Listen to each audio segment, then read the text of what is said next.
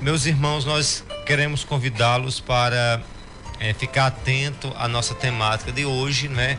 Que é o sentido do verdadeiro Natal, né? Eu queria, de antemão, já passar a palavra ao nosso pastor Veronildo da presbiteriana local para a gente discutir de forma preliminar o nosso tema. O nosso tema é justamente abordar o Natal dentro de uma perspectiva bíblica cristã, né?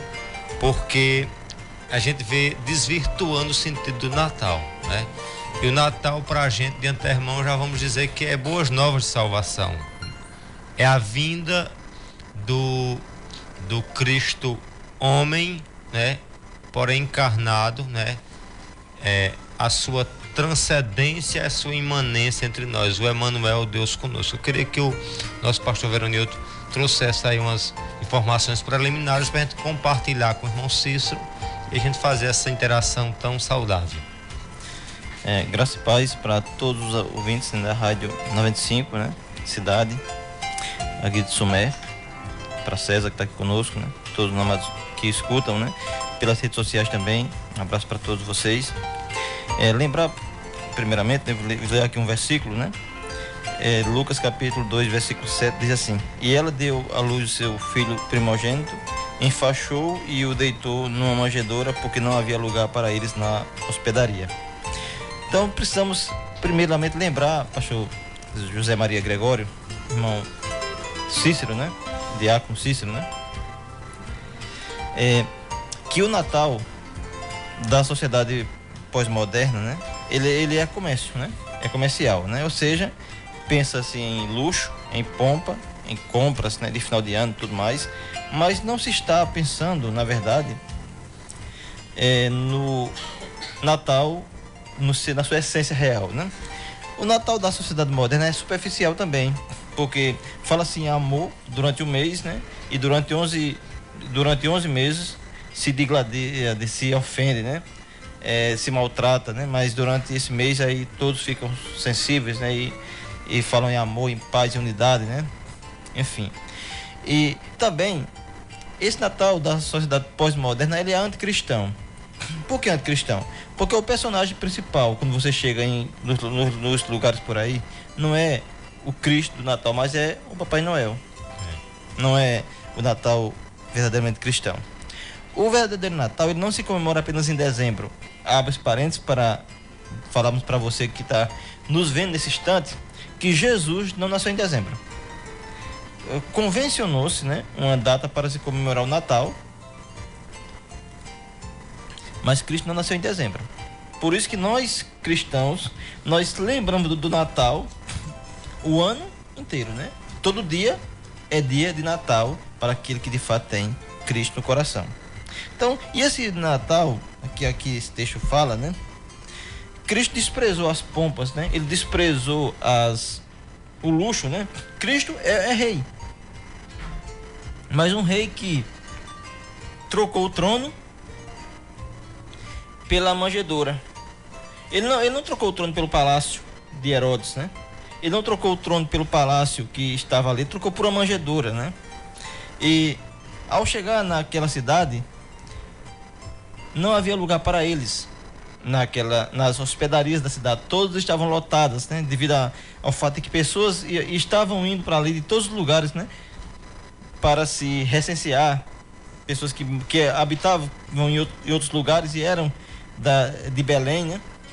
Eram da linhagem de Davi, estavam indo ali para se recensear.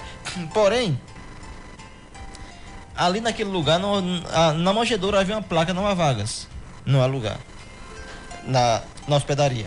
E da manjedoura, podemos assim dizer, havia lugar para Jesus.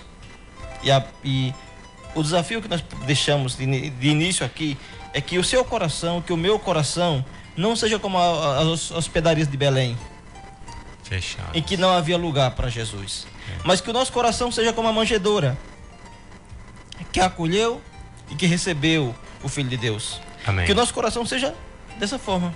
Ô Verão, eu queria só enfatizar a importância que você está dizendo, porque você vê que Cristo, como Rei do Universo, né, prova de que os pastores, os magos o adoraram e deram oferendas a gente que tinha, como é que diz, o quilate de rei.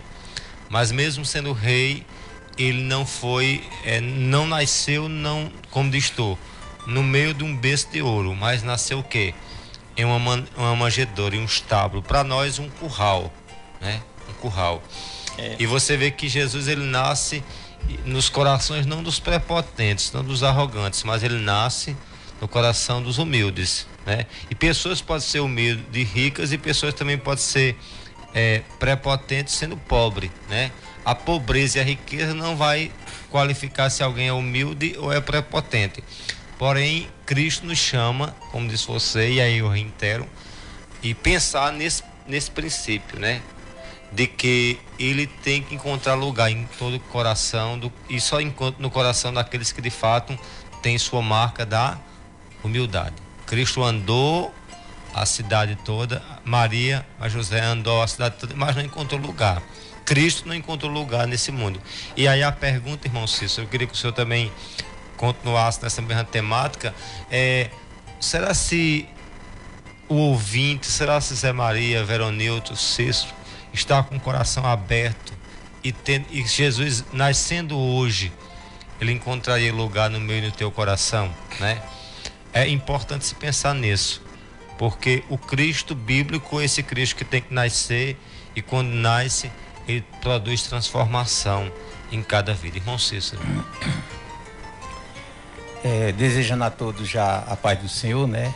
Amém. Uma paz a qual nos vem através desta palavra, desta mensagem. E estamos aqui para falar de renovação, das boas novas de salvação, que esse renovo do nosso coração, ele terá que existir todos os dias da nossa vida, né? Então, façamos desse renovo, um privilégio dentro do nosso coração para receber Cristo como Filho legítimo de Deus, no seu nascimento, né? Sabemos que quando você amanhece o dia, já se renovando em Cristo, pedindo a Ele, Senhor, renova-me em Cristo, porque hoje, na minha casa e minha família, somos novas criaturas. Isso já é um renovo do Cristo no seu coração. E que essa renovação, ela venha se repetir por todos os dias, né? Eu já, aqui com autorização do pastor, a gente vê que dentro do mesmo tema, ele diz que... Posso ler, né, pastor? Pode ficar à vontade, então, irmão. os dois versículos em Lucas, no capítulo 2, versículo 10 e 11, ele nos traz que... Ele diz assim: o anjo, porém, lhes disse: não temais, eis aqui vos trago boa nova, de grande alegria, que o será para todo o povo. O 11 diz: é que hoje vos nasceu na cidade de Davi o Salvador, que é Jesus, que é Cristo o Senhor. Esses dois versículos nos traz à luz do tema, que sabemos que, pastor, que o senhor é do seu conhecimento, que o Senhor já previamente havia estabelecido os tempos. O Senhor, ele já estava ali na sua evidência antes que existissem todas as coisas. Ele nos traz a iluminação de que mesmo não havendo nada na terra, ele já era, né?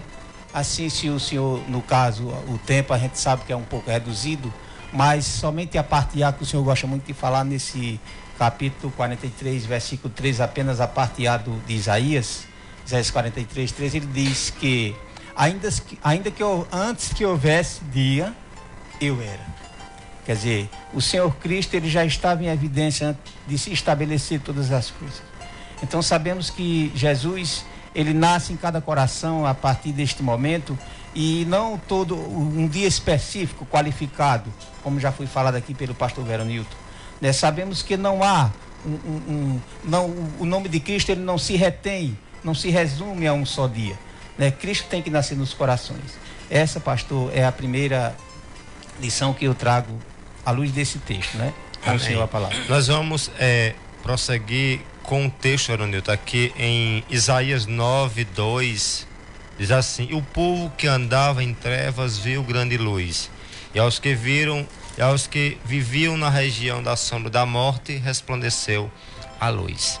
Ou seja, o Cristo que a gente está a propagar através da mensagem natalina é um Cristo que ele veio para trazer luz, né?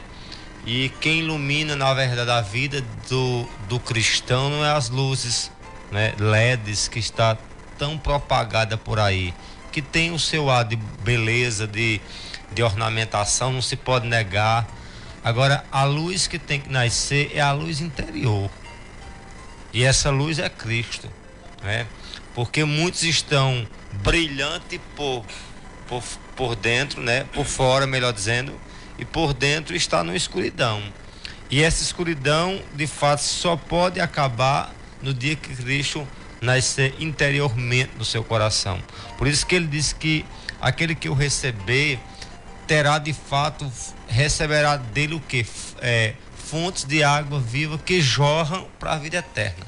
Uma fonte, ela jorra justamente de fora, né? De dentro para fora, né? Essa é a perspectiva, ou seja, a ação de Cristo na minha e na sua vida é a partir do interior.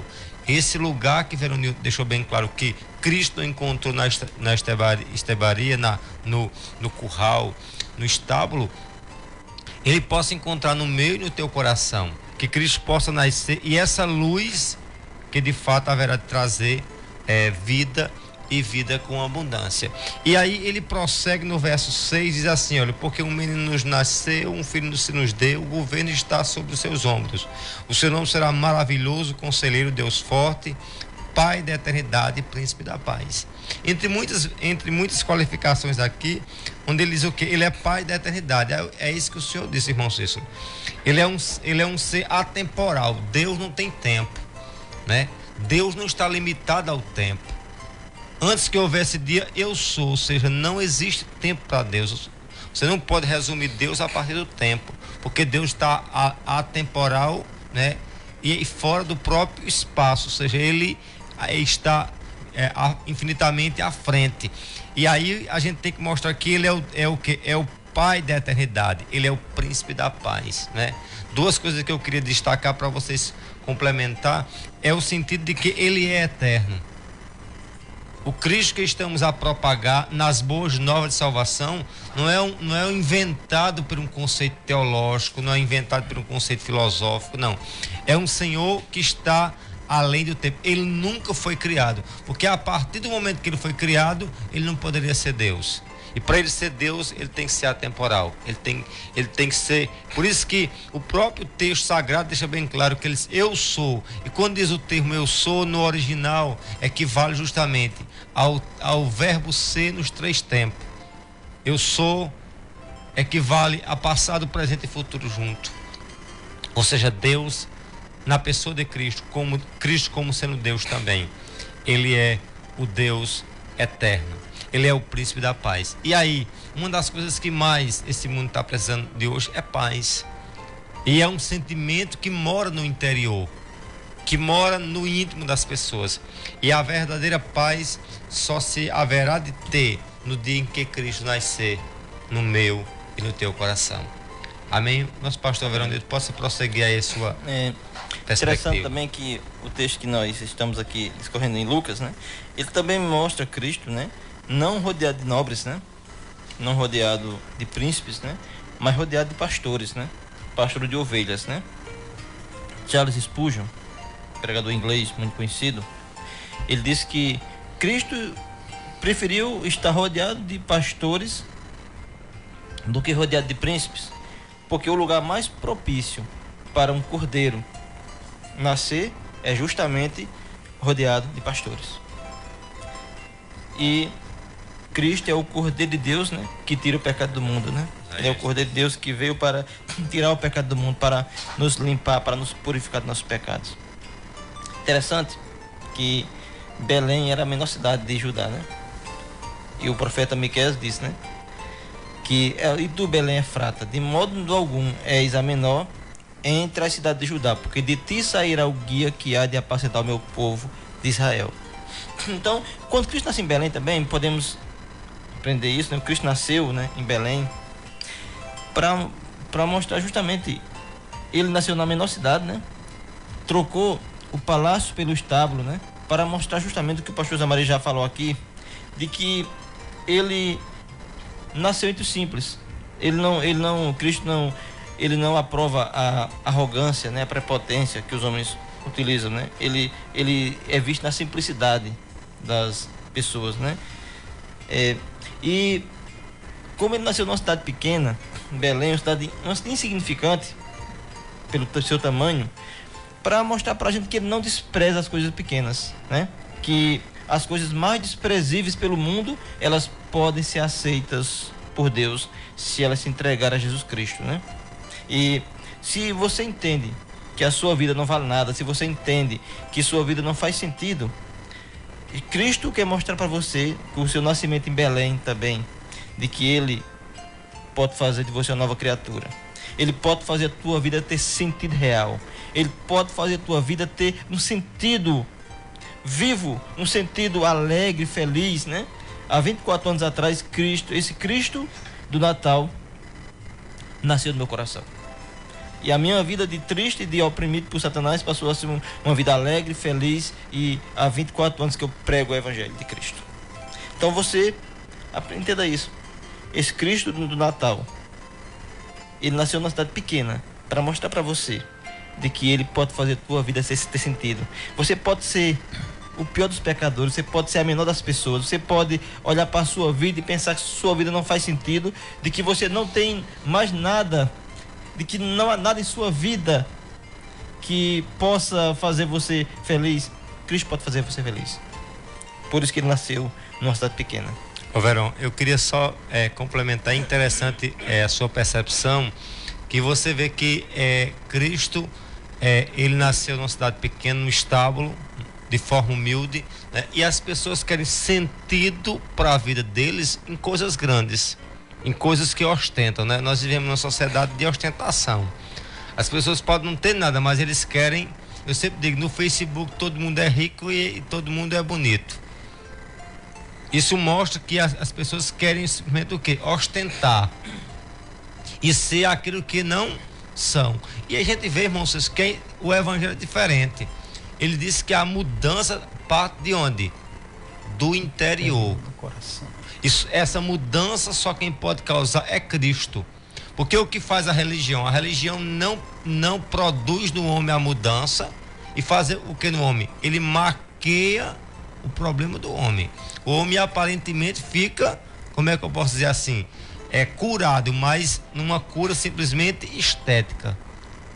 E o sentido, como diz você, hoje vivemos num mundo em que as pessoas estão em crise de existência. Crises existenciais, porque eles pensam que poderão encontrar solução na estética, na aparência. E na verdade Jesus deixou bem claro, né? Mateus capítulo 11, ele deixa bem claro isso. Eles aprendam de mim, porque eu sou manso e humilde de coração. E eu fico pensando, quantas pessoas dizem que são cristãos, mas são prepotentes.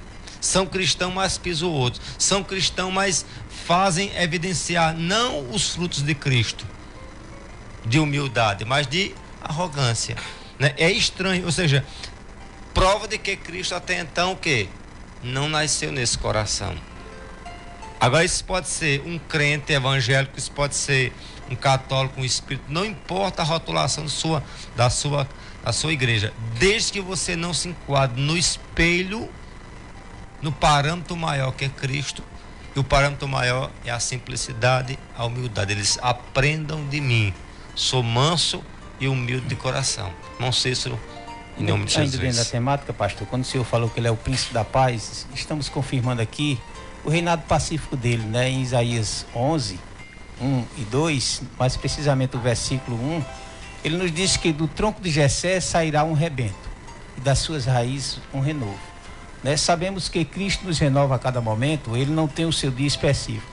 Cristo todos os dias está renovando o seu povo, aqueles que creem, né? Então que o seu coração se renove, como já foi dito aqui, a cada dia no Senhor. Não tem esse dia determinado para a renovação de Cristo. Até lembrando que, trazendo lá para o Velho Testamento, no início, né? Que sabemos que o início de Gênesis 3,15, ele nos fala, não vou falar nesse versículo, mas sabemos que ele já é, antes de tudo, estabelecido sobre todas as coisas, né? Trazendo em Gênesis 8, 11 e 12, né? Ele nos fala sobre o dilúvio, né? Quando Noé, nos dias que a água cessou, ia baixando a terra, ele nos trazia uma variedade de vidas naquela arca, né? E ali existia também coisas que Noé queria provar para a natureza, após a água baixar, ele comprovar ao povo a existência da renovação na terra, de uma nova vida, né? Um renovo de Cristo nessa terra, né? Uma renovação. Ele nos diz no versículo 11 que quando ele soltou o corvo, logo após ele soltou a pomba 3 vezes, né? O corvo não voltou mais, mas a pomba retornou, porque não encontrou, né, terra para pousar, né? E na terceira vez que ele soltou, aliás, na segunda vez que ele soltou, que foi um horário da tarde, ela voltou a ele e trazia no bico uma folha nova de oliveira. E assim entendeu Noé que a água tinha minguado sobre a terra. Isso ela não secou, mas baixou um pouco. Pastor, me traz à luz desse texto que ele nos diz assim, que ela trazia no bico uma folha nova de oliveira. Quer dizer, uma nova folha nova de oliveira, né? Então nós vimos aqui essa qualidade nova desta folha, que ela nos traz uma renovação de vida na terra. Consequentemente, dentro da lógica, que esta folha seria verdinha, né? No caso, representando uma vida nova, uma folha nova de oliveira, né? Que nos traz a luz, que sabemos que a oliveira, nas épocas de Cristo, era uma árvore que era extraída o azeite, né? O óleo de oliva, né? Mais precisamente hoje conhecido por nós. Sabemos que o azeite aqui, ele é mais precioso do que esse azeite extraído da oliveira. Aqui nos trazia a pomba no bico, né? Uma nova folha de oliveira. Ela trazia já descendo, representando o Espírito Santo, que a pomba, sabemos disso, né? Que traz também o símbolo da paz, né? Então sabemos que o Senhor já vinha ali naquela folhinha, como uma renovação depois do dilúvio. Então sabemos que a oliveira, ela nos extrai o azeite, literalmente.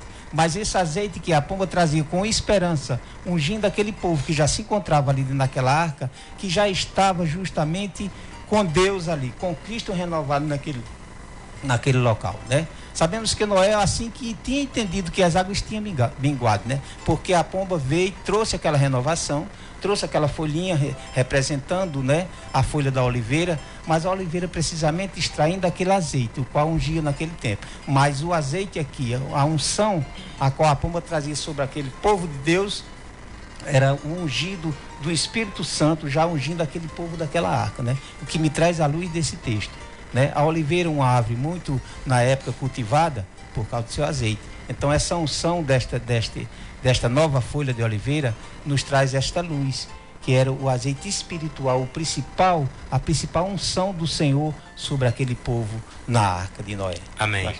O tempo já não nos permite ir